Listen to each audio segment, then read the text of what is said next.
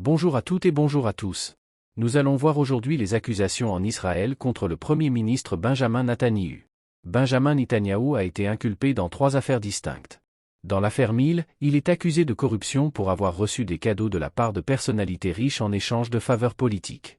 Dans l'affaire de Mil, il est accusé de tentative de collusion avec un propriétaire de médias pour une couverture favorable. Enfin, dans l'affaire 4000, il est accusé d'avoir favorisé un groupe de télécommunications en échange d'une couverture positive de sa part dans un média.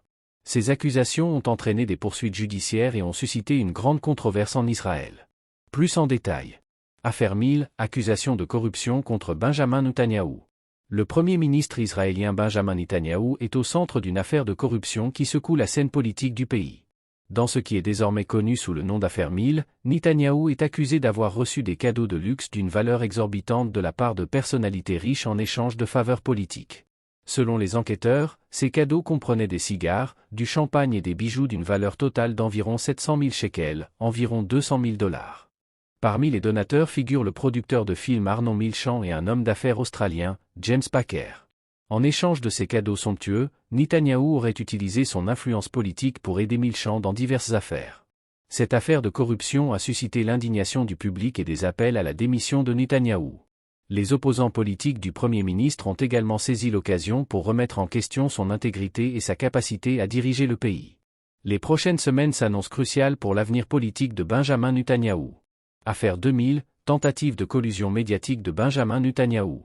Une autre affaire de corruption secoue le gouvernement israélien, cette fois impliquant le Premier ministre Benjamin Netanyahou dans une tentative de collusion avec un propriétaire de médias pour une couverture favorable.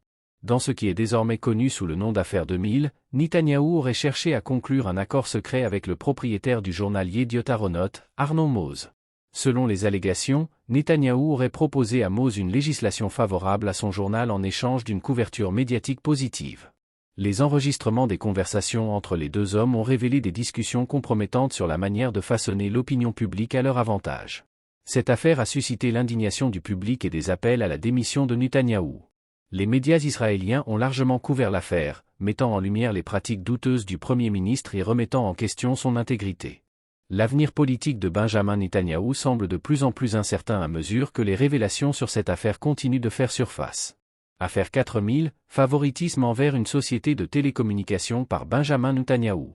Le Premier ministre israélien Benjamin Netanyahou est une fois de plus au centre d'une affaire de corruption, cette fois impliquant des allégations de favoritisme envers une société de télécommunications en échange d'une couverture médiatique positive.